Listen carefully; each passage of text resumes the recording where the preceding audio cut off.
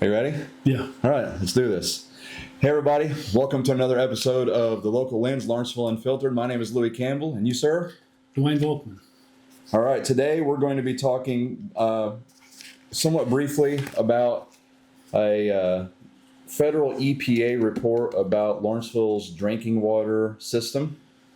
Louie, before we get into that, we didn't even talk about this beforehand, so this is kind of a surprise to you, I think. Okay. I want to talk a little bit about this lawsuit that I have against the mayor and the city that the mayor brought up at the last council meeting. Okay, sure. I want to bring it up at the beginning so that people, I think that's the part of the video that a lot of people, they want to see what we're going to talk about right up front. So I think this will get the most views. You mean before they fall asleep? Yes, before we go to sleep. Yeah, we need Keith here to keep them awake. But he can't make it. I had a court hearing on this lawsuit. By the way, the lawsuit is for what I allege to be violations of the Open Meetings Act and of the FOIA Act. Early on, when we were making FOIA requests, they weren't complying. They've come a long way since then. They're still not complying every time like they're supposed to, or replying, or providing the documents like they're supposed to every time. But it was really bad initially. So I did file a lawsuit, and the purpose of my suit was to get them to begin to comply with the law. So the FOIA Act and the Open Meetings Act. You want to briefly tell people what the Open Meetings Act is about and why it was designed? So it's about transparency. Both of them are actually they're classified as the Illinois Sunshine Laws. Sunshine being the best disinfectant. So it's about full transparency in how the government of the people operates. So with the Open Meetings Act, if you have a government body, for example, Lawrenceville City Council, with 8 council members and a mayor, that's 9 members of the governing body that vote to make decisions that impact the daily lives of everybody who lives here, or everybody who transacts business here, or even passes through here. If they're going to make a decision, they have to vote, and there has to be a majority vote for these decisions to pass. And the public needs to have the right, they do have the right, but that right needs to be protected to be aware of what's being voted on and have an opportunity to speak their piece. To petition the government. To petition the government and to speak their pieces. They need to see how the decision-making process is done, and they need to be able to participate in that decision-making process, as opposed to a certain number of councilmen or women behind the scenes making decisions. Right. The backroom deals are a thing of the past. Right. At least they should be. Right. And so the Open Meetings Act requires that anytime what they call a majority of a quorum. Now, let me explain definitions. A quorum is the majority of the voting block of the council or the governing body. In the situation where Lawrenceville has 9, a majority is 5 members. So a majority of a quorum would be 3 of those 5 members. Anytime the majority of a quorum gathers either incidentally or pre-planned to discuss, the transaction of public business, that must be properly noticed, means the citizens are given proper notification of the meeting, generally 48 hours in advance. Right. It must be posted, the notice has to be given a number of different ways. Through media channels, posting at City Hall. If the city has a website, they have to post it there, and so on. And they must welcome the public to attend and observe the meeting. Right. So, and that takes us to the meeting. Yeah, so what happened in this case is the mayor summoned the council members to a building that the city was considering either buying or taking over. I really don't remember the terms that were being offered to the city at the time. Summoned the council members together, and I brought a member of the public with me, which was my wife. These are all in court documents. You can read them, I guess. I suppose a person can. And he said she was not welcome at the meeting, that it was only for the council members. I don't want to get too much more into the lawsuit itself because I don't want to upset my attorney if I say things he doesn't want me to say yet. But I had what my attorney and I both felt it was a favorable hearing regarding this lawsuit on August 21st, last Friday, I believe.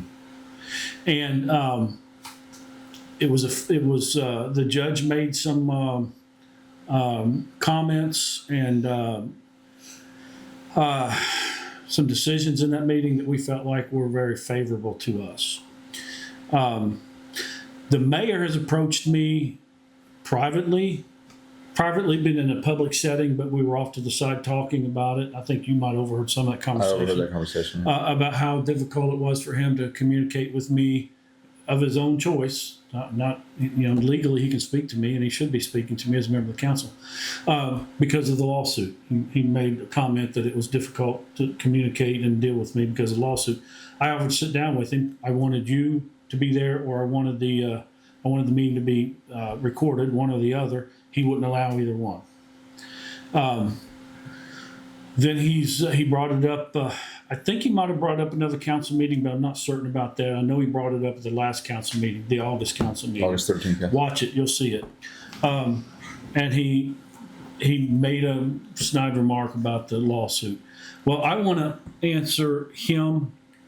I want to answer some of his concerns now, and I want to also, in this format, answer some of those that are on the online peanut gallery, so to speak, who know nothing about the facts of the lawsuit, who know nothing about why it was filed, who are only supporting the mayor because they like the mayor, or they don't like me, one or the other. None of these people are discussing the facts of the case. I don't mean to interrupt, but one of the things that you've been accused of is you're trying to enrich yourself with this lawsuit. Right. So that's where I'm going with this announcement. I'm taking a while to get there, but I'll get there. Okay.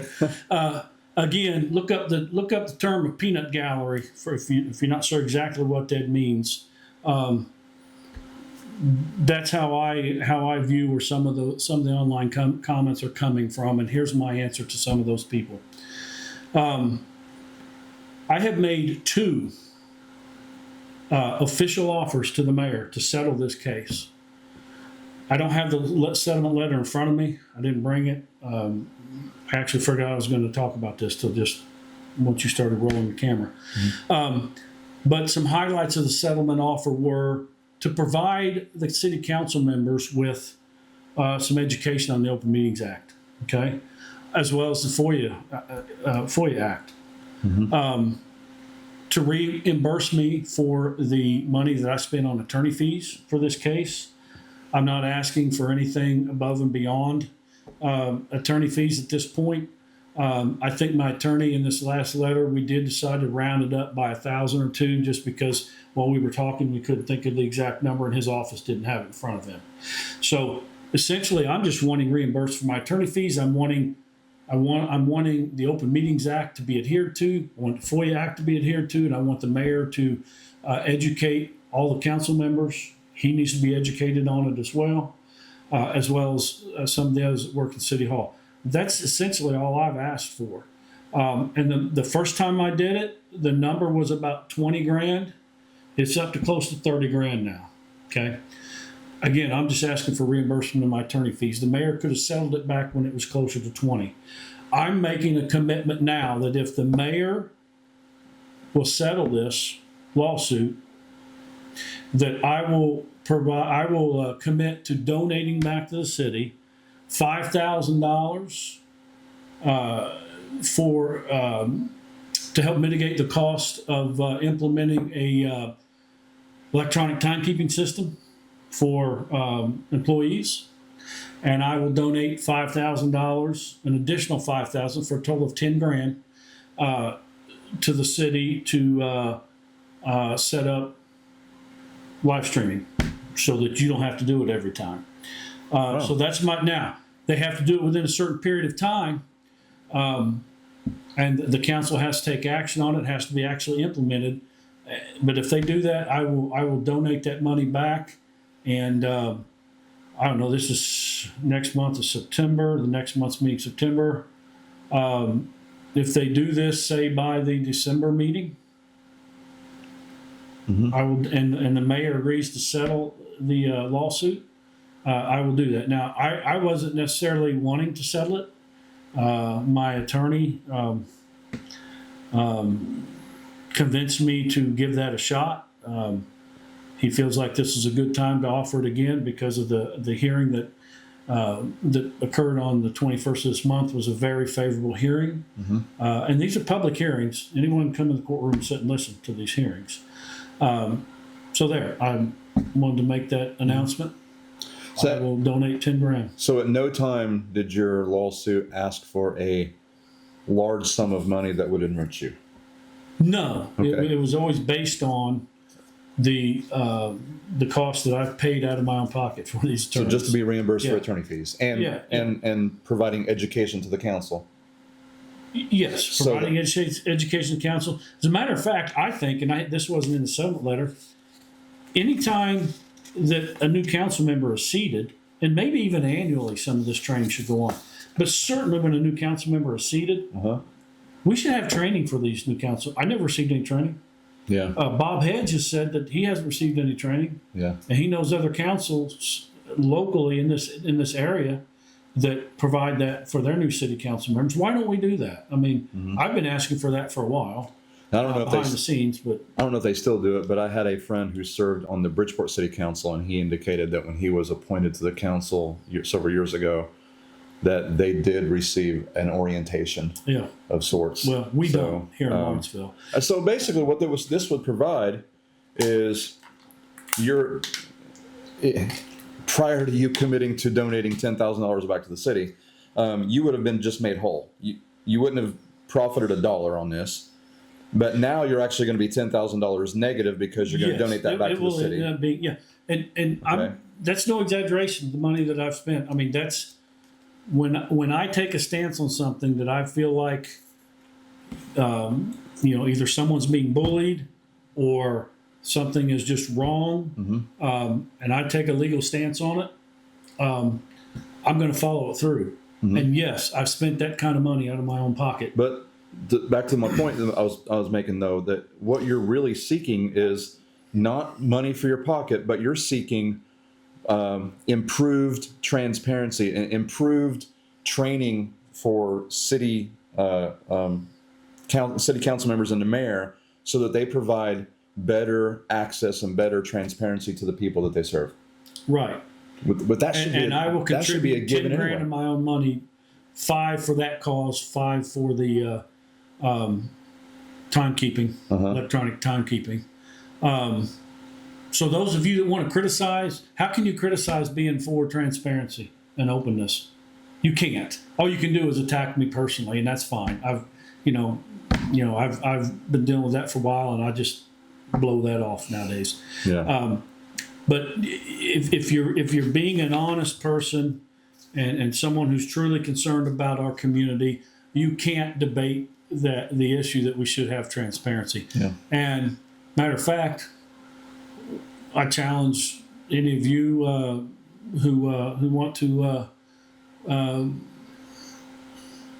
belittle me for the lawsuit or say negative things about it.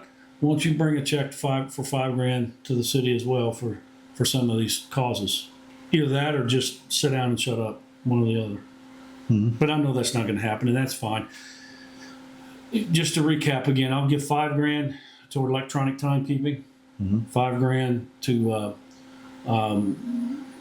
the transparency in the form of live streaming city council meetings at the city council. And Russell Goins himself came up with a figure of about 4,000 something, right? Is what he said it cost to. No, he was You saying about $2,500 a year to pay a union employee, but We don't need that. we don't need that. The city clerk, the city treasurer, the mayor, any Can member of push the a city button council to can start push a that, button yeah. to start it. Every one of those positions is salary capped by ordinance. Okay. So it wouldn't cost the city any additional money for that, only for the initial setup and the internet access, which the city City Hall already has. So, but they already yeah. have, right? But Yeah. you came up. I About apologize. You 4,000. came up with about $4,000. Yeah, I put together the shopping Yeah. list of all of the equipment and everything, and I volunteered my own time and services to help set it up. Right. So again, if I'm donating $5,000, that'll pay for the whole package yes. and then some. But they need to pass it before December 1st or before the December meeting. Okay. So there you All have right. it. Well, that's great. I like it. I'll get less subscribers on my YouTube channel. Yeah, because the city will be doing it. Yeah. Hell, it's what's ironic about this is the city council voting to not approve live streaming and to adopt a live streaming program to put those meetings out is what caused me to start putting a camera out there and putting it on my YouTube channel. Mm-hmm. And I gained more subscribers to the YouTube channel because of city council meetings than I do from these little powwows. Mm-hmm, mm-hmm, and mm-hmm. because they subscribe as a result of the city council meeting, they get notifications about these little powwows, and they get to see all of this information that we're exposing about the malacts within our city. Okay. So it has seriously worked against those who were opposing transparency. It has increased. It's given me a larger megaphone. Yeah. Yeah. So thank you. Appreciate it. I mean, you can just scroll down through the council meetings and see how many people view them. Mm-hmm. It's not. We had one recently. It was viewed over 5,000 times. Mm-hmm. Obviously, that wasn't just confined to this community. But Right.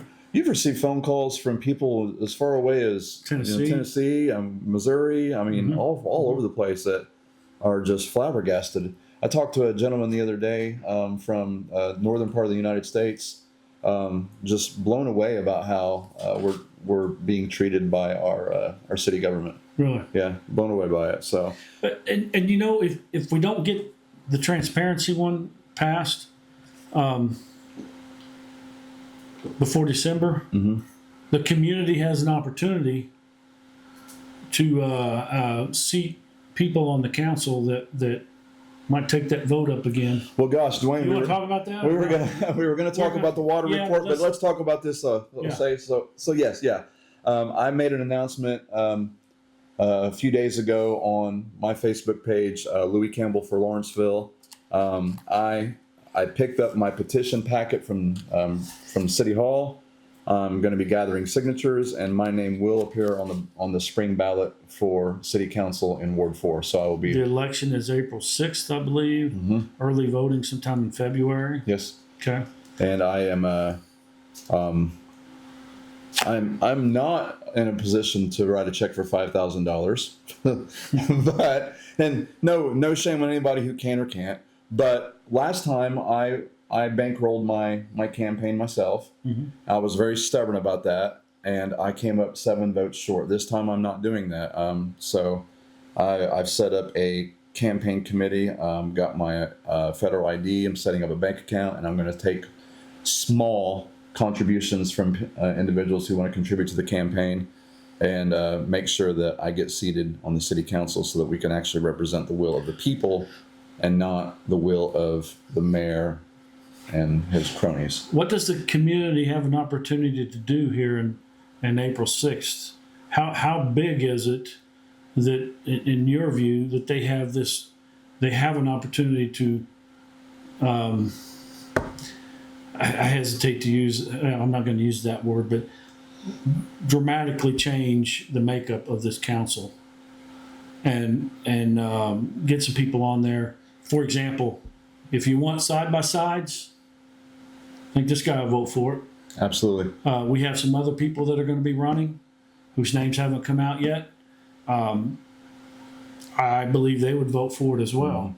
So, the citizens of Lawrenceville have an opportunity to dramatically change the makeup of this council. If you're not happy with what's been going on, if you're not happy with the mayor not acting on the water issues, both sewer and drinking water, if you're not happy with how he handled the golf cart thing, make no mistake about it, that golf cart ordinance came into effect because me and some other citizens pushed it. Mm-hmm. The mayor told me several years ago, Dwayne, you will never get golf carts approved in this town while I'm mayor. Well, we have it. We have golf carts, but he couldn't get side-by-sides. Well, elect the right people, and we'll get side by sides. You'll see more decisive action instead of delaying action on things like what's going on with the EPA. And you'll see more decisive action up front. And it's a couple of words that have been tossed around in our group. There'll be an end to cronyism and nepotism. No cronyism, no nepotism, full transparency. What more? What else really can you ask for? Transparency means, we'll hold meetings. We'll still hold our weekly meetings as much as we can. We'll have to figure out what we can do. With the number of city council members that may or may not be there, we'll figure that out later. But citizens can come and talk to us. You don't have to wait for the city council meeting. Come to the weekly meetings that we have, right? Yeah, absolutely. And voice your grievances in a respectful way. But yeah, those are the three main things: transparent, better, much better fiscal accountability. We will let John White do his job. John White is the city treasurer. If you've been watching our council meetings, you'll see how frustrated he's been. That man has been handcuffed. Yes. Unfairly. Get the right people on the council, and you will see positive changes. A lot of people think that the mayor holds the power, but that's not true. The city council holds the power in the city. The mayor can easily be overruled by the city council. However, the city council can give up some of that authority, which they have, in the case of who has the authority to terminate someone. The city's given that authority up to the mayor in the form of a vote many years ago. Yeah, but that can be changed. I believe the city council could pass a new ordinance, amend the ordinances to allow the council to take up a vote to terminate, for example, our utility superintendent, and then take that decision away from the mayor. Maybe make it so that the mayor can make that decision, or the city council make the decision. I think that's a fair balance. That way, it can be done. If one party or another doesn't want to, or wants to protect an employee that is doing bad, then the other can step in and say, no, we got to put a stop to this. Yeah, because right now, that one man, Dave Courtney, he holds all the cards. In that particular issue. Yep. So, and now we're going to get into yet more reasons why we feel that, in our opinion, our city's sewer and water superintendent and the operator of our water plant, former operator of our sewer plant prior to the Illinois EPA revoking his certification for gross negligence, gross misconduct, and attempting to either obtaining or attempting to obtain a certificate of technical competency through fraud or deceit. These are all accusations by the Illinois EPA. So why he should be terminated. So on June 9th, 2026, the Federal Environmental Protection Agency out of Region 5, the Enforcement and Compliance Assurance Division, came and did an inspection on our drinking water system. A lot of people have been concerned that the person who allowed our sewer system, who appeared to allow our sewer system to go into such a state of disrepair that it was just crumbling, falling apart, being held together by ropes, that same person was in charge of our drinking water, the water we drink, the water we cook with, the water we bathe in. And they were concerned about the quality of the water. And, well, it turns out that that's not good either. I'm not saying the quality of the water. We don't have any proof that the quality of the water is bad, but we have several areas of concern. That's the phrase used by the federal EPA, areas of concern with our drinking water system. Starting with reference number IN-001. Now, is this online? It is not, but anybody who would like a copy of that can text me their email address. My phone number is 812-899-6267. Text me your email address and tell me that you'd like a copy of the water report, and I will send it to you. I think the city might have posted it. They may have, but it's a 69-page PDF. The first 2 pages are a cover letter of an email sent to Aaron Tipsword, and then there's 14 pages of all the areas of concern and the actual inspection details, and then several pages of full color photographs. When you're reading now, you're on page 2, right? Page 2 of the inspection report, yes. All right. So the responsible operator in charge is the system superintendent, Aaron Tipsword. The ROIC, that's the responsible operator in charge, last renewed his operating license July 15th, 2025, and it's valid until July 1, 2028.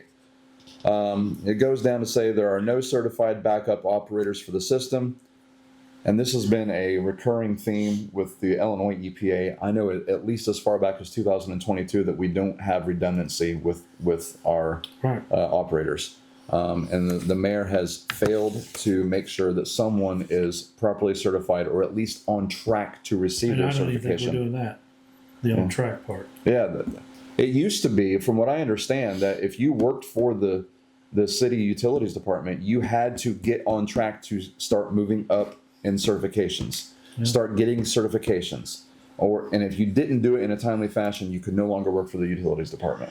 I think we should need to. The mayor's in charge. He needs to do something about it. We need to implement such a rule because we need to have redundancy. We need to have someone who can manage things if the person who's responsible for it is either terminated, he quits, has health issues, gets arrested by federal agents, what have you.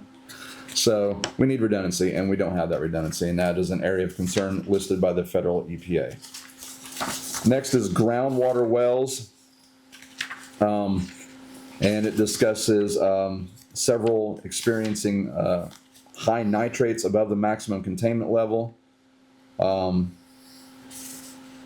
nitrates has been something that's plagued Lawrenceville water for a while. That's why we dug new wells. But it's still somewhat of an issue apparently, and that is listed as an area of concern. Next is the treatment description. That is not listed as an area of concern, but it's it shows here. What page are you on now? On page 3, the bottom of page 3, and it lists that we add the addition of potassium permanganate, KMNO4, and sodium hypochlorite. That's to help clarify the water and decontaminate the water, I guess. The KMNO4 is received and stored in 5-gallon buckets. The product is manually diluted into day tanks where it moves out via a peristaltic pump. Okay, so that's interesting. I hadn't noticed this before. The potassium permanganate, pay close attention. Which is the one that we are approved to use. We're supposed to be using. Is received in 5-gallon buckets, and it's manually diluted into day tanks. It's received as a solid. It's a powder. Okay, that's very important. You'll understand later why that's so important.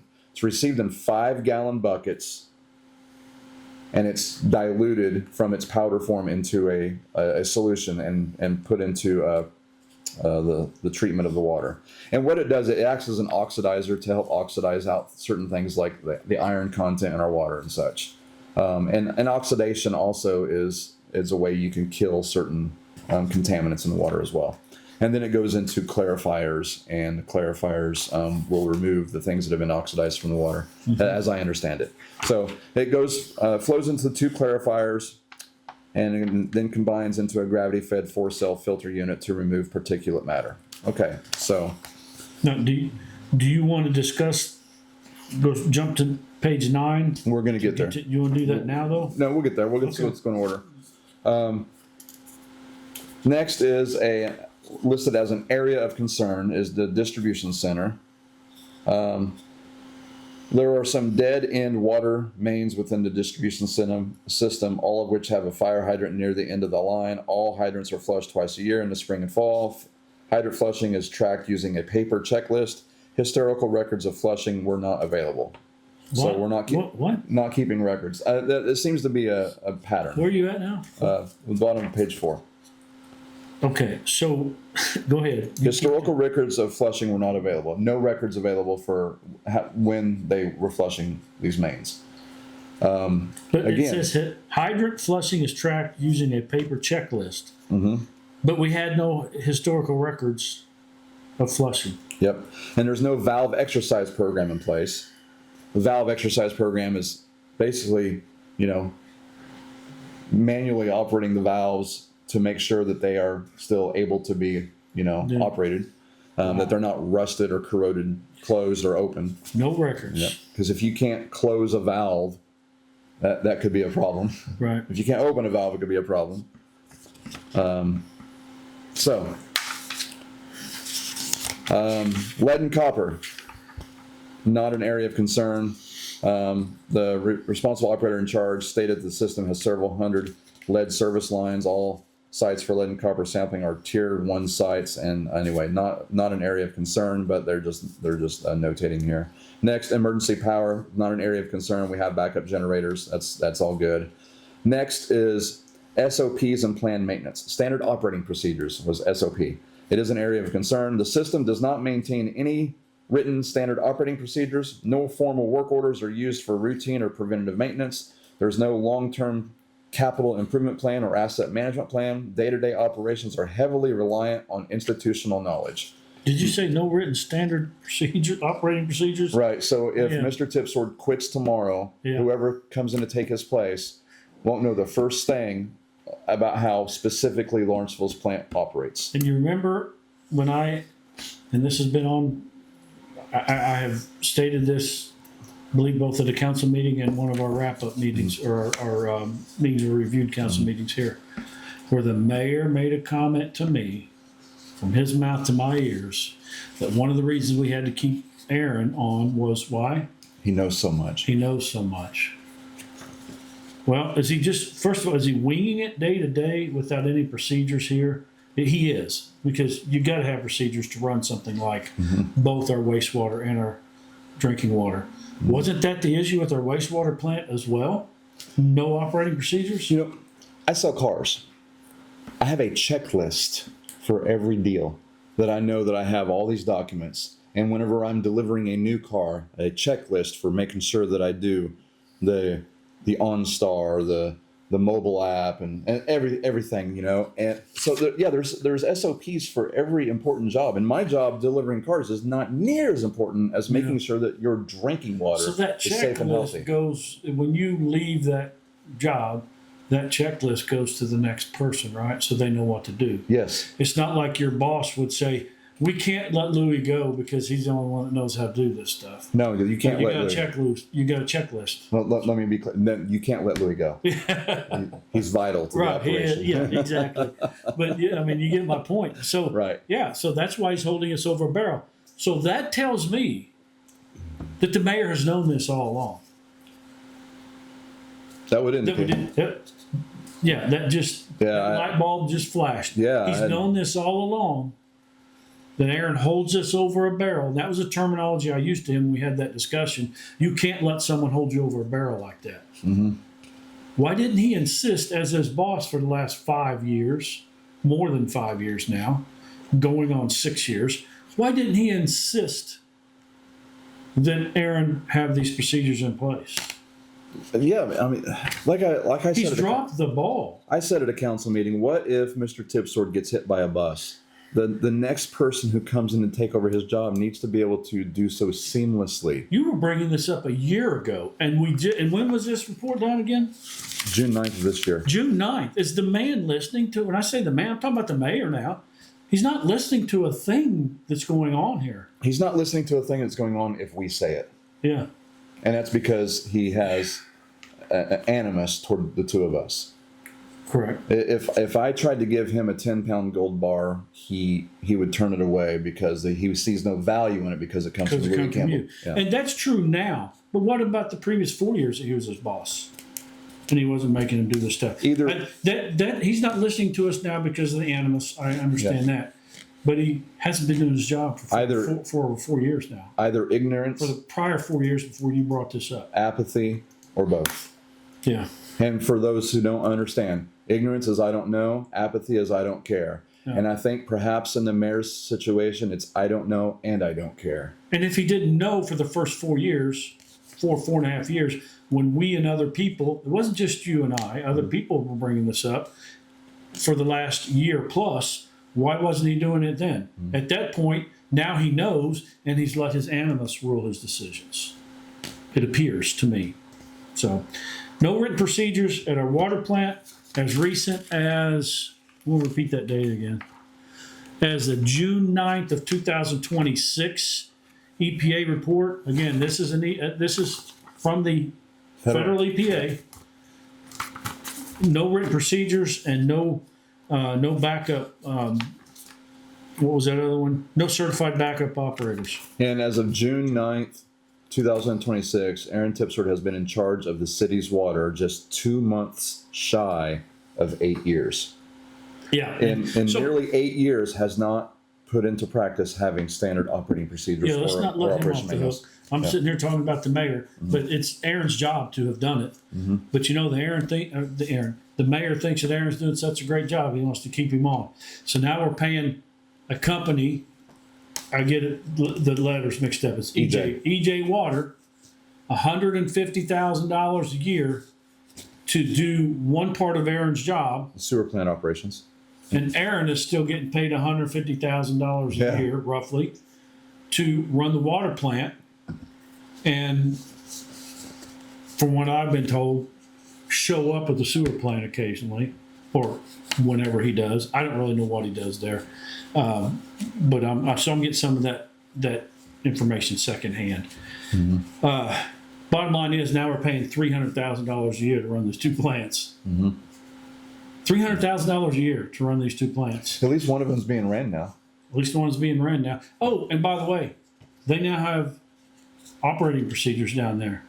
EJ Water was able to put that together in a couple of months. In 90 days, they have operating manuals and operating procedures. And it's not like they got a crew down there doing this, EJ. They've got a certified operator down there that shows up every day. And he cares about what he's doing. Yeah. So if you're as irate about some of this as we and other citizens are, citizens of Lawrenceville, you need to get more involved in holding the mayor and Aaron Tipsford accountable. There are 5 positions that are coming up for vote on the city council in the April 6th election. Both seats in Ward 1 are up for re-election. Of course, Victor Fritsch, the end of his 4-year term is coming up. Bob Hedge is serving out the remainder of Kelly Lewis's term until the next municipal election, because he was appointed, so he has to stand for re-election. In Ward 2, your seat is up for re-election. We're hoping to get you re-elected. In Ward 3, Russell Goins may face some opposition there. Not ready to release any names, but hopefully finding someone to run there. And I am running in Ward 4. So, and I hope to get elected to serve the interest of the people. So yeah, and the people will speak. I mean, if they want things to go on as they always have, I guess some or all of us won't get elected. But if they want to see a dramatic change in how Lawrenceville is ran, I've said this before, I'll say it again. There's only 2 people that I'm aware of, and maybe I'm wrong here. If you know more information about this than I do, correct me.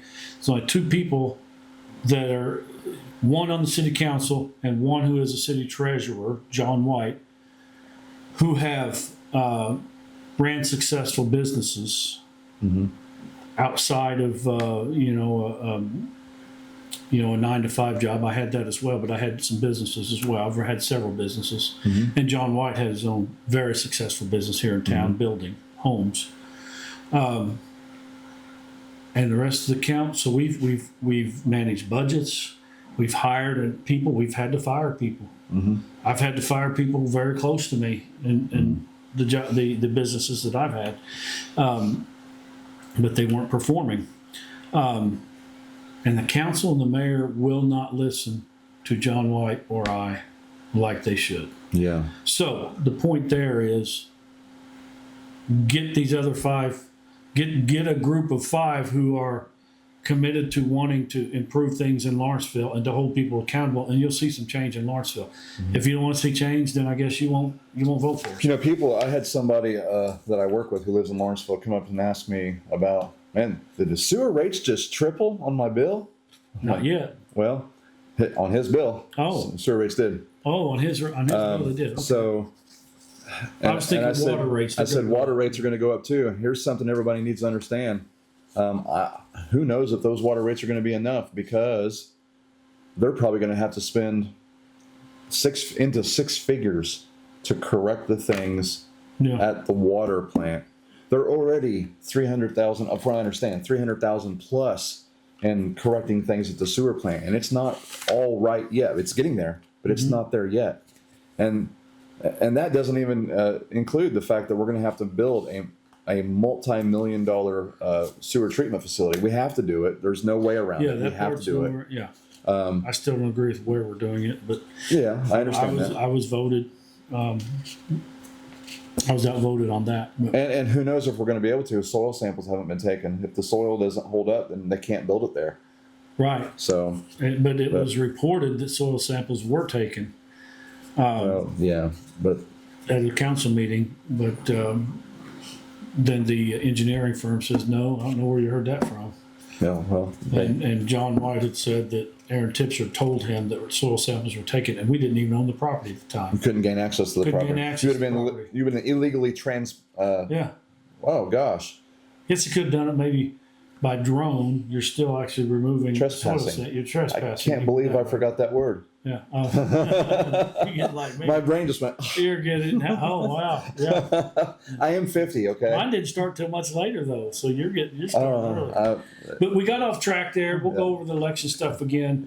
Yeah. But again, the in a nutshell, what we're saying there is if you want to see a change, give some hard thought to who you're going to vote for. We'll have names later on. Get some of these like-minded people. When I say like-minded, it doesn't mean that we're going to vote the same on everything. It means that are like-minded in that we want transparency. We want no nepotism, no cronyism. Correct. And we want people to be held accountable. Yes. And we want fiscal accountability. Mm-hmm. We want to let John White do his job and get him more involved. Mm-hmm.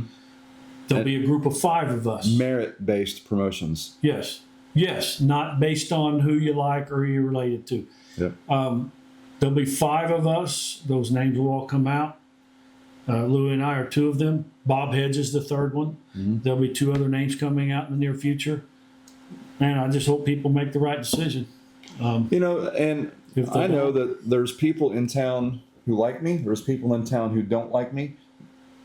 When you go to the polls, remember that the person you like may not be the person who makes sure that your water bills are affordable. The person you like may not be the person who makes sure that there's accountability whenever we have serious issues with our drinking water plant. Vote for the person who you think can do the better job, not for the person you want to sit and have a beer with. Yeah, think about this. Aaron hasn't been doing his job. Aaron Tipser. That's been well documented by the EPA. Yes. Okay? If he was working his 40 hours a week, his hourly rate would have paid him roughly $75,000. It's a handsome living. Okay. But he was getting paid nearly $150,000 for the last couple of years. Over $150,000. Over $150,000.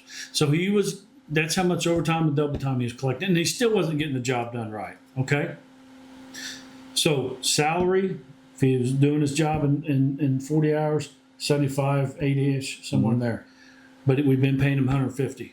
Yep. He's still there. He's still making his $150,000, and we're paying EJ Water $150,000. Should be paying $80,000 to $100,000. I would even say $120,000, maybe might be fair. And we're paying $300,000. Yeah. And where do you think that money's coming from, people? That extra money being saved could pay for an additional police officer. We need 2 additional officers, from what I understand. Yep. $150,000 you would pay for two police officers, I believe. Nearly 2 full-time police officers. Yeah, but they work overtime because of the 12-hour shifts. So I don't Yeah. know the exact number on that, but it would pay for. It paid for some policing. It would pay for other services as well. So Yeah. it's money that could be allocated elsewhere. Okay. Cross connection controls an area of concern. The EPA inspectors and a responsible operator in charge, Aaron Tipsor, discussed the need to have a comprehensive cross connection control program. So it's about backflow prevention devices and such. We don't miss this sentence. So where's it at? Says, it says in the system's December 9, 2025 sanitary survey, the Illinois, so the federal is now citing the Illinois EPA report, identified several related violations, including failure to have a comprehensive program, failure to perform annual testing of backflow devices. So it's been mentioned in a couple. But I do know that the city has implemented a cross connection survey.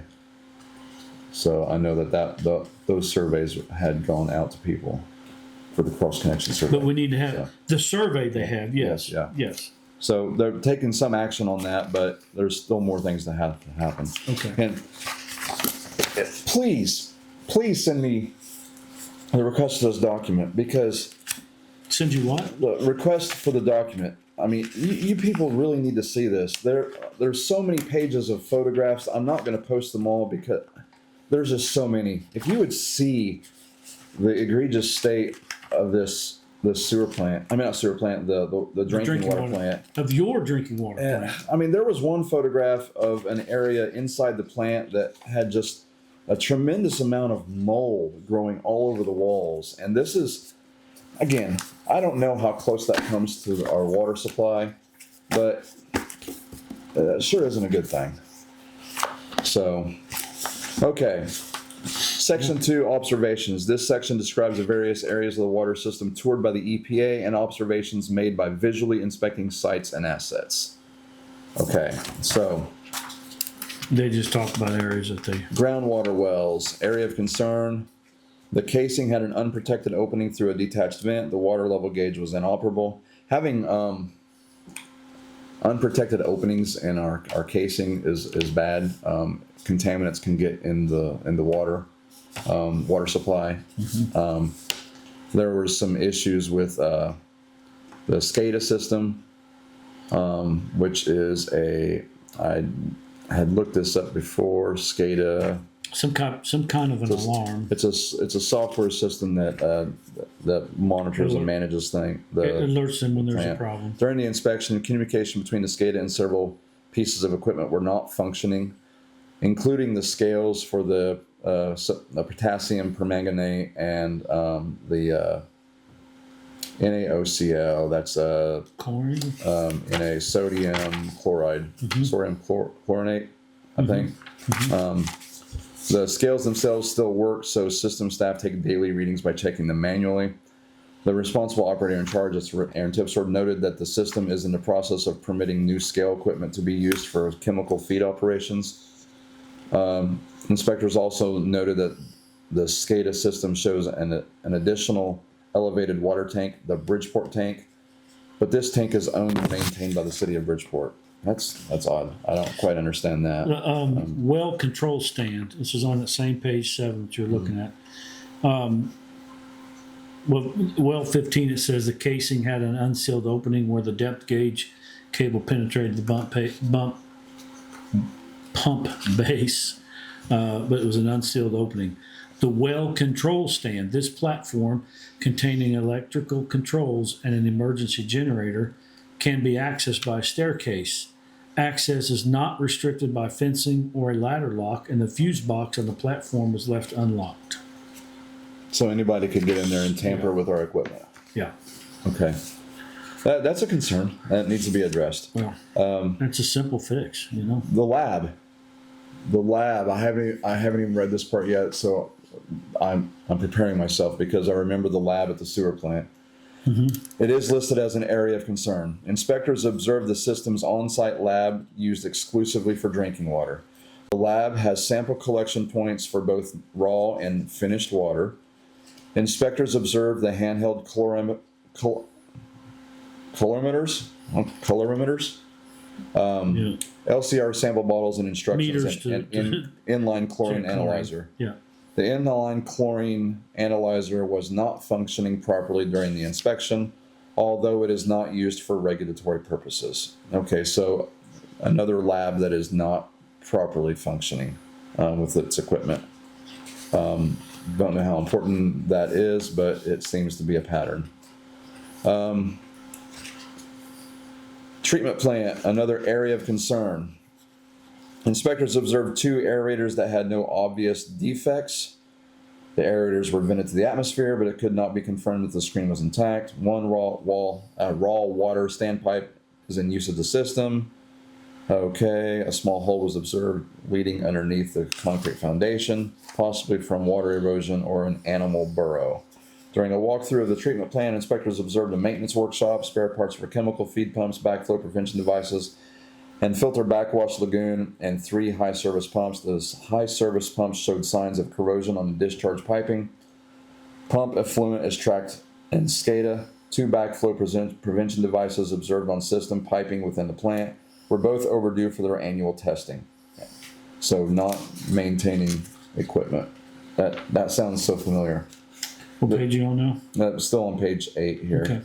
Okay. Chemical storage and application. This one is where we get into concern. They talk about the oxidizers that's used in the plant for oxidizing iron and other things out of the water. And oxidizing can also break up like proteins and things like that in water, or biologicals, certain bacteria and such. So KMNO4, so potassium permanganate, is used for oxidation and iron removal. It's prepared by mixing a powder into a solution. This is so important. Remember when I said it's in 5-gallon buckets and they manually mix it into solution? Okay. KMNO4, the potassium permanganate day tanks, did not appear to have a built-in mixer. The responsible operator in charge reported that the potassium permanganate is hand mixed. Now here's what, this is so concerning. Inspectors observed an empty drum of sodium permanganate within the chemical storage building. Empty drum, not bucket. The responsible operator in charge, Aaron Tipsword, indicated that the sodium permanganate is not approved for use at this system, but that the chemical had been delivered to the system by mistake, and the drum was awaiting pickup by their chemical supplier. So sodium permanganate, I looked this up, is delivered as a liquid. Mm-hmm. It's a 40% concentrated liquid. Mm-hmm. And I'm not going to assume how intelligent or unintelligent a person is, but I would think that it would be obvious when you open up a container that you're expecting powder and you see a liquid that red flag would go up. And they said earlier the powder was delivered in 5-gallon buckets. Yeah. This is, according to the EPA, was an empty drum. They don't say a 55-gallon drum, but I assume that's what they meant. Yeah, I would assume as well. That's an assumption, but clearly an assumption, but it's a liquid. The other is a powder. Right. You take the lid off, you're like, something looks different here. Mm-hmm. And it was an empty drum. How did it get empty? Now, if you were... How did it get empty? Because that liquid is not approved for use in our system. It's not approved for use in our system. Okay. And that's why I said it's a highly controlled chemical, because it is used in the illicit manufacture and refinement of methamphetamines and cocaine. Okay. According to some information I saw, a chemical in biochemist. And I haven't checked that out, but that's what he said. But it was not approved for use of this system. Now, if you've ever unloaded a barrel or drum of anything, do you think you could tell the difference between an empty one or a full one? Mm-hmm. Yeah. I personally doubt that it was delivered empty. Right. So it had to have gotten emptied somehow. Either someone just used it in our system. Maybe they thought that, oh, wow, it already comes pre-diluted in solution. Mm-hmm.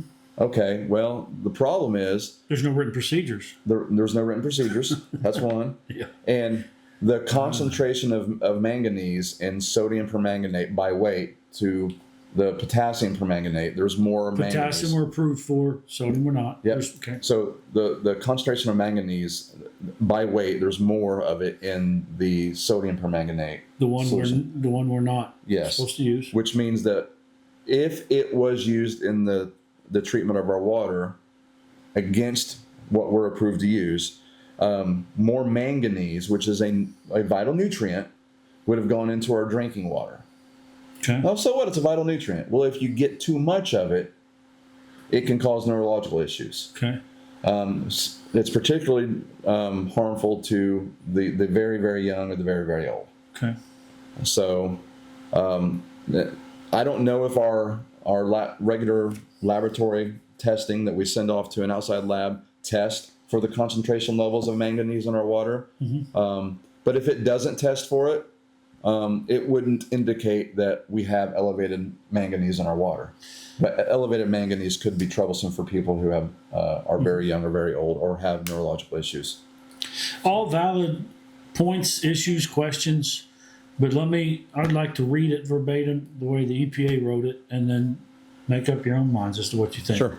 Inspectors observed an empty drum of sodium permanganate within the chemical storage building. The ROIC, Aaron Tipser, I'm saying Aaron Tipser, ROIC means responsible operator in charge, indicated that, and then they give the chemical makeup of the sodium permanganate is not approved for use at this system, but that the chemical had been delivered to the system by mistake and the drum was waiting to pick up by their chemical supplier. So Aaron Tipser told them, hey, I know this isn't approved for our system. But he didn't say no. He just says it's not approved.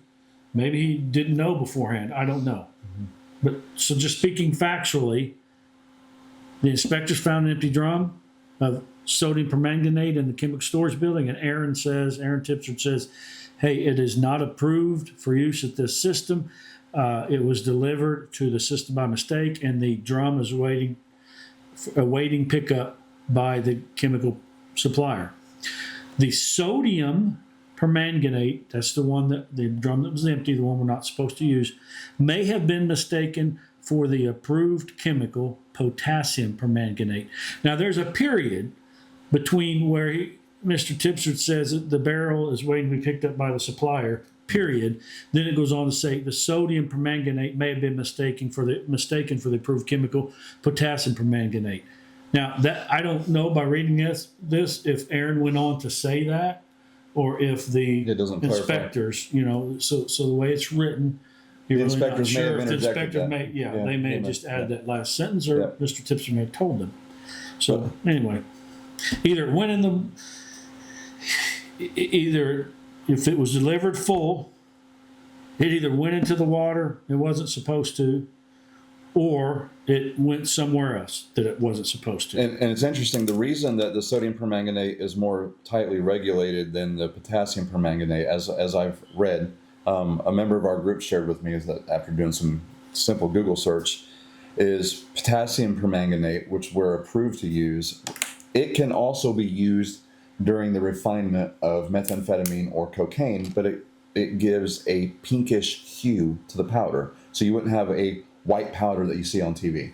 But the sodium permanganate does not give that same pink or reddish hue to it, so it comes out more bleach white looking. Okay. And it's apparently appears more pure. All right. But they both have the same purity, but one of them has a reddish color. All right. So, but it's tightly regulated, and I'm not suggesting that anybody used it for the manufacture of any illicit drugs.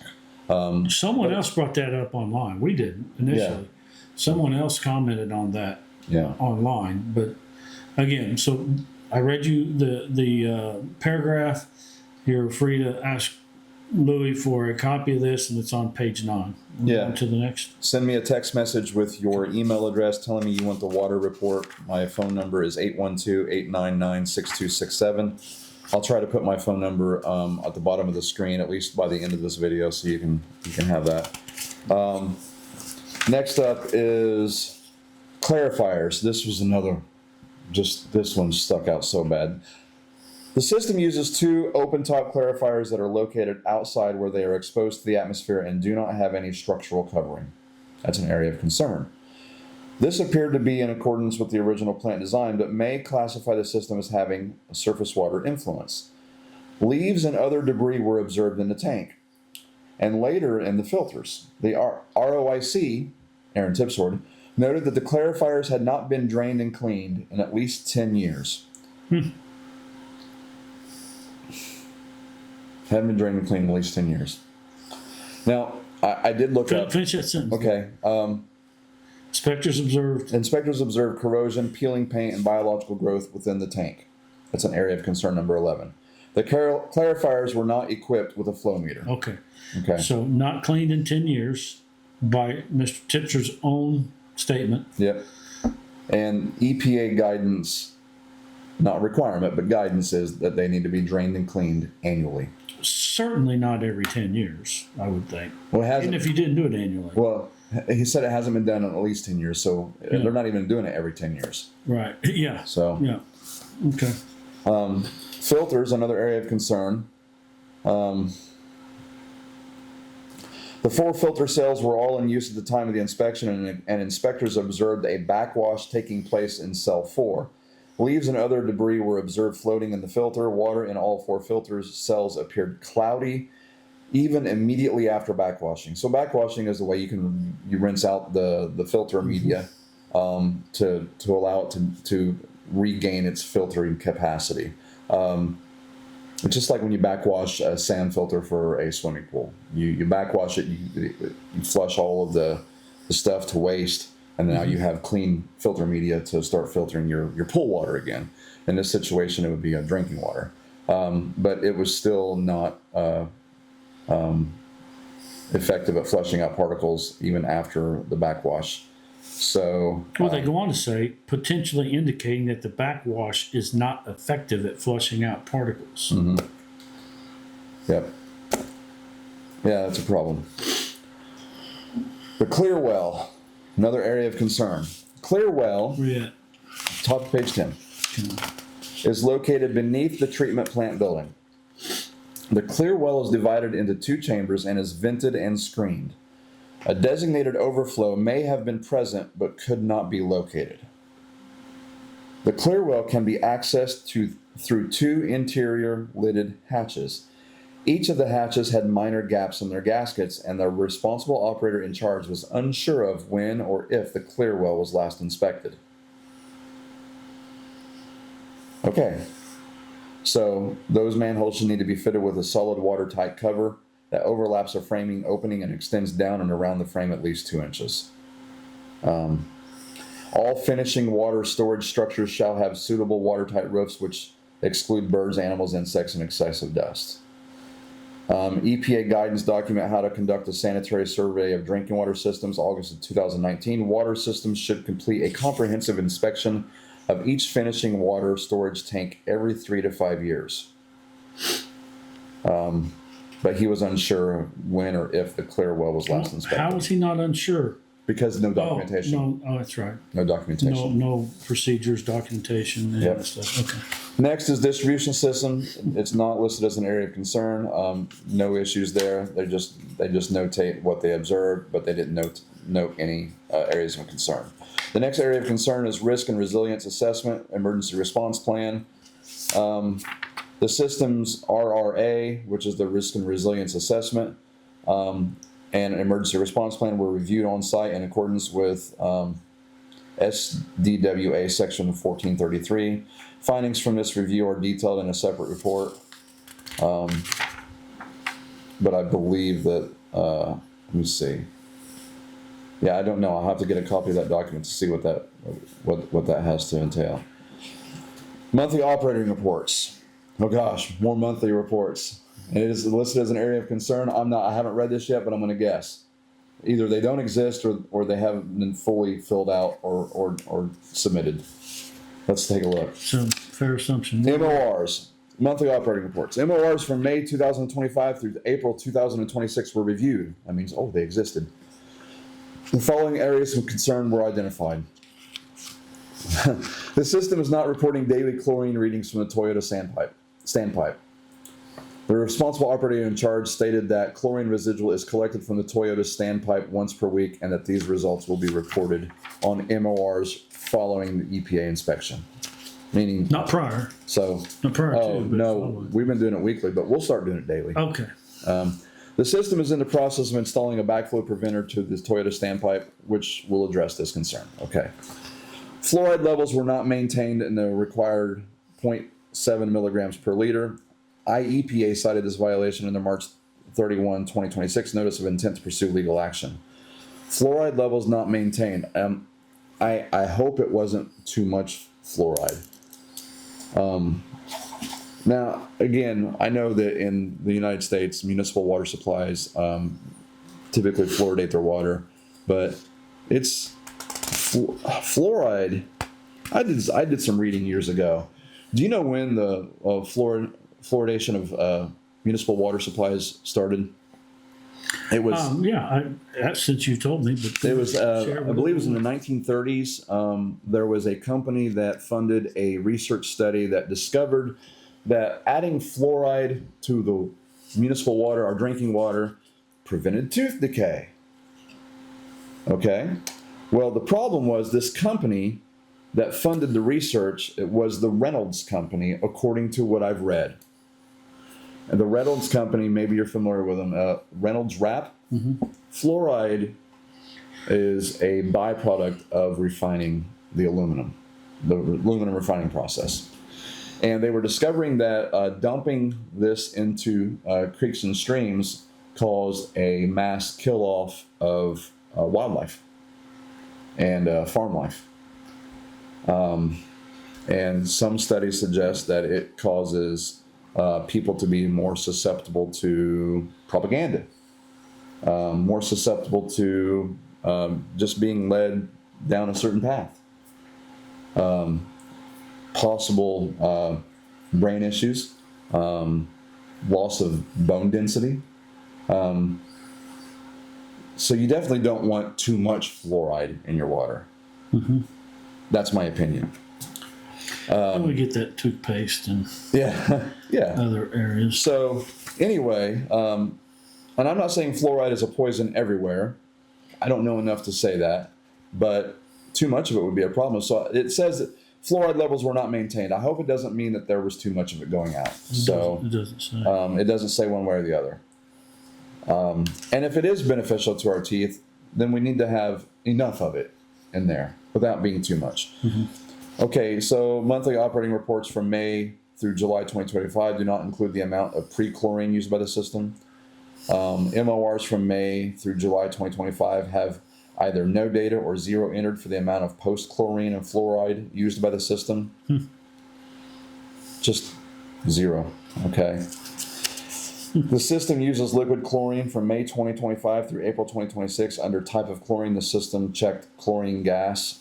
So we're using liquid, but on type of system on this report. They're saying chlorine gas, yeah, which is... Or it says under type of chlorine that we're using for the system, we are reporting chlorine gas, right? Mm-hmm. Okay. But we're using liquid. Yeah. So we're showing that we're using gas, but we're actually using liquid. Okay. So next up is chemical monitoring and total coliform results. Coliform, type of bacteria that can cause digestive issues. Could cause worse than digestive issues. Could cause death if you have a severe infection. But and there were samples for... Let me see. System samples for inorganic compounds every 3 years. Records were provided and reviewed for 2017, 2020, and 2023. Most recently, the system collected IOC samples in April 26. Those records were not available for review at the inspection date, even though I believe they were requested a couple of weeks in advance of this inspection. I believe so. Now, again, says it was due, sampling was due in 2024, but not collected until July of 2026. Right? Am I reading that right? Page 11. Oh, that's the radionuclide contaminants.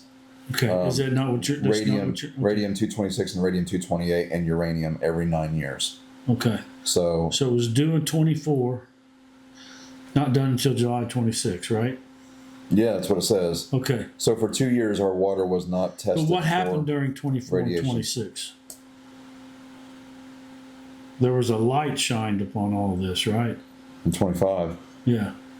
And Yeah, it still waited a year. starting in early Yeah. 25. Yeah. Yeah. Yeah. So someone along the line, I suspect, someone meaning one of the either Illinois EPA, someone probably told him, "Hey, you need to be making this collect." That's just my assumption. I don't have any facts to prove that. But the fact is, it was due in 2024, not done until July 26. And the Illinois EPA issued a violation for missed sampling, and the system is awaiting the 2026 results. Next page. System samples for disinfection byproducts annually. Records of annual DPBs were not provided for 2018, 2019, 2020, or 2022. Again, poor record keeping, or just maybe it didn't happen. Each month, the system is required to collect 5 total coliform microbial samples from the distribution system and 1 microbial sample from each well. Residual chlorine is measured at the same time. Records of these samples events were provided and reviewed for January 21 through June of 26. During this period, there were multiple instances of low chlorine within the distribution system. That's not good. Not chlorinating our water enough that by the time it got out to the pipes leading to our homes, it didn't have enough chlorine.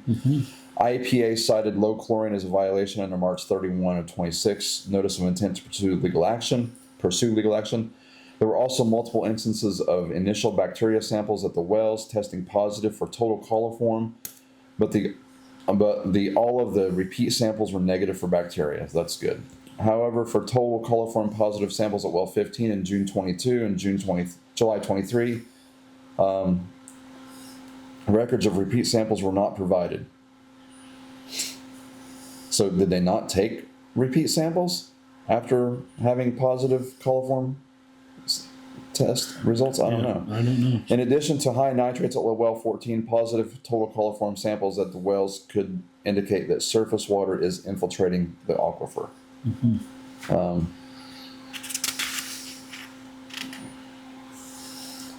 The missing chemical analysis records mentioned above may be stored by the lab or IEPA, but were not available from the system during this inspection. But it's important to note these records were requested in advance of this inspection.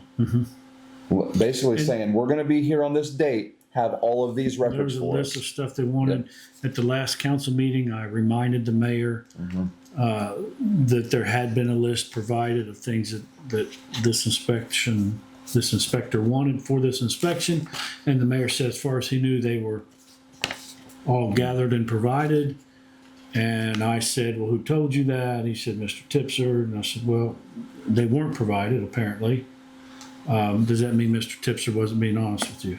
That's in the August city council meeting, if you care to watch that exchange. So in 2024, this is a lead and copper rule records. The system began their current sample schedule for lead and copper of 40 samples every 6 months. Prior to that, they were on reduced monitoring, collecting 20 samples every 3 years. The system provided 12 years of records, with the exception of the following records which were not provided. LCR sample results from 2020. LCR sample results from 2025. And the Illinois EPA has already identified monitoring and reporting violations for this time period. The LCR materials inventory that justifies the sample site tiers. And completed LCR consumer notices of all lead tap water monitoring results, notifying homeowners of their lead results. Note, the system did provide a blank example copy, but may not maintain completed copies of all notices sent to homeowners. So, did they notify the people as they're supposed to? They don't have proof that they did. Okay, wow. Next is finished water storage tank inspection reports. There was no areas of concern there, so we can skip over that. And then the last 2 pages just kind of reiterates the issues. It's a summary of all of the 17 areas of concern that they found. First item on there in the summary says the system does not utilize written plans to project or track maintenance or document procedures and training needs. There are no certified backup operators. Again, this is just a summary of what we've already discussed. Several pieces of inoperable equipment were observed. Communication errors with chemical scales and depth gauges at the wells were inoperable. System did not appear to have a mixer for preparing the potassium permanganate. Even though it's required. Yep. Mm-hmm. The clarifiers may need maintenance. That's the things that were recommended to be done annually that wasn't done for 10 years, right? Mm-hmm. Cleaned. No, go on and read the rest of that. Yeah, they have not been drained and cleaned in at least 10 years and have visible corrosion, peeling paint, biological growth within the tank. The filter backwash cycle is not fully effective at removing built-up particles. The monthly operating reports show various data entry errors and incorrect fluoride concentrations.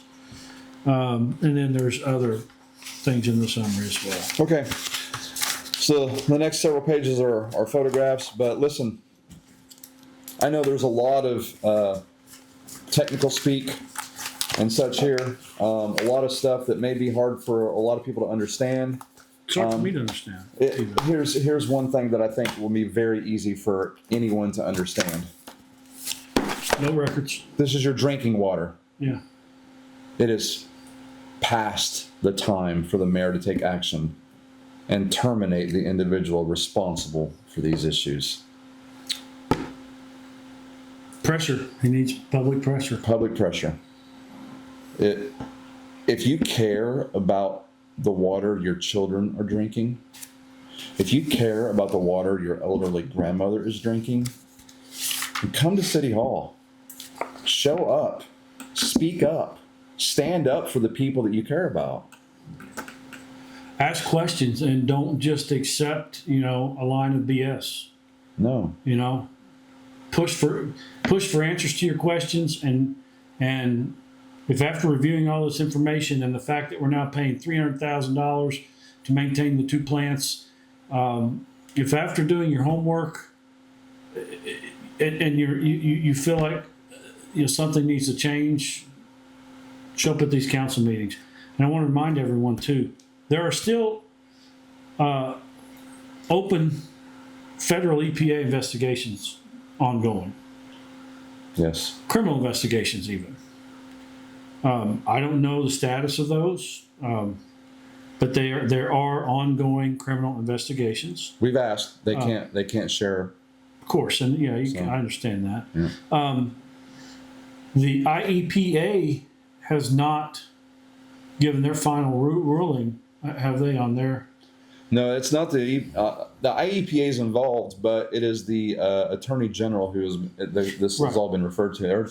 The Illinois Attorney General will determine whether criminal or civil issues will be levied against the city or city officials. But their last document was that their last thing they filed was their intent to pursue legal issues. Yes. Back in March, I think. I don't recall the date. I think they haven't ruled on that yet, have they? I don't believe so. I don't believe so either. Now everything we went through today was from the federal inspection of the drinking plant. The Illinois inspection was referred to the Attorney General for some type of prosecution, criminal or civil, whatever. And I they haven't wonder- done their thing yet. But again, I just want to stress, there are still federal investigations going on. And I would assume, this is just an assumption, common sense here, if the federal criminal EPA knew many months ago there was nothing here to look at, you would think they wouldn't be wasting their time. I wouldn't think. And maybe in the end they find nothing. But the fact is there's still an ongoing investigation. They sent scientists and engineers to Lawrenceville for nearly a week to study our sewer system. Mm-hmm. They came here and in a To day do this report. to do this report. They're not spending that money because they're not going to do anything. Right. Okay. And So we're going to have to find a replacement operator, either because the mayor finally wakes up and makes the right decision, or because our current operator, maybe he loses his state water certification like he did his sewer certification. the That's a mayor, pretty thick even document if of that issues. happens, go ahead. I'm That's a sorry. pretty thick document of issues for our Yeah. drinking water. And that's just part of it because there's the Illinois report too. That's federal. The mayor can still keep him on. Even then, the mayor can keep him on. And at one point, many months ago, I asked the mayor, "What are you going to do if he can't hold a certification for either place?" We'll probably keep him on in a consulting position. That's what he told me. Again, show up to meetings, but certainly show up to the April 6th election if you want to see some change in the way things are being done here in Lawrenceville. Yep. No more nepotism, no more cronyism, full transparency, And full accountability. Yeah. Yep. And accountability goes two directions. A person can be held accountable when they do something good and be rewarded for that. Mm-hmm. But a person can have their feet held to the fire when they do poorly. And doing poorly, that's a nice way of saying how the job performance of Aaron Tipsword. Right, and that doesn't mean that when people mess up that you immediately fire them. That's not what we're saying. No, you coach them people first. make mistakes. Yeah. I mean, but this is way beyond mistakes. Again, the EPA revoked his wastewater license for 3 years. Mm-hmm. They wouldn't have done that for simple mistakes. No, they wouldn't. And if you read the EPA paperwork where it went to is the Attorney General that went to? No, went to the director of the EPA. Okay, but who made the final ruling? The director. The director did. In that ruling, it talks about egregious findings, right? Mm-hmm. It talks about falsification of reports, does it not? In that paperwork? Falsification or failure to file. Yeah. Okay, so those aren't just simple mistakes, people. Yeah. And they list one of them that was kind of glaring. Of course, they say gross negligence, gross misconduct, and that's bad. But obtaining or attempting to obtain a certificate of technical competency through fraud or deceit. Yes. That was the allegations levied against Aaron Tipsford by the state EPA. He had 21 days to file an answer, or all allegations would be deemed as admitted. That means basically like raising your hand and saying, "Guilty, Your Honor." And he didn't do anything. He did nothing. He let the time come and go, and all allegations were deemed admitted. So that's why he had his certification yanked for 3 years, which is the maximum time under the law in Illinois. So anyway, anything you want to add before we close up? You want to talk about your next meeting? Next week's meeting? Next week's meeting here? Council meeting? Citizens? Yes. Here. Yeah. Well, we're going to be meeting here at the Rutgers Retro Building across from Napa on Sunday evening at 6 p.m. Members of the public are welcome to come. Just make sure that it's okay if you disagree with us. Mm-hmm. Do so respectfully. And it's not just this stuff that we're talking about these meetings. No, we talk about other things too. We're planning another cleanup event in town to try to beautify our city. We're trying to do good things for the town, and of course we're trying to get people elected who will serve the will of the people. So come be a part of it. We'd appreciate it. So know, other than that, I would just share ask. your ideas. Come up with, Yeah. you know. Yeah, sure. I met with a young man today, late 20s, and he gave me some ideas to That's a great things idea. he wanted to do. Yeah, Yep. good ideas, and Yeah. you know, we can't do everything all at once. We need to get all these EPA things straightened out, and then, you know, we can walk and chew gum at the same time and do a couple different things, but some things will have to wait, you know, to get done in due time. Right now, it's important to get all this EPA stuff figured out and deal with that. Yep. And again, you can make a huge difference. Yep. Even between now and the election, people can make a difference. Get in touch with Louie and I to find out how, and then, you know, vote on April 6th. Yep. And vote early. I would encourage anybody who wants to vote, as soon as early voting is available, go up to the county clerk's office and vote. The number of people that came up to me after the last election and say, "Oh man, I'm sorry you didn't win. I was going to vote for you, but either I was sick or I had to work."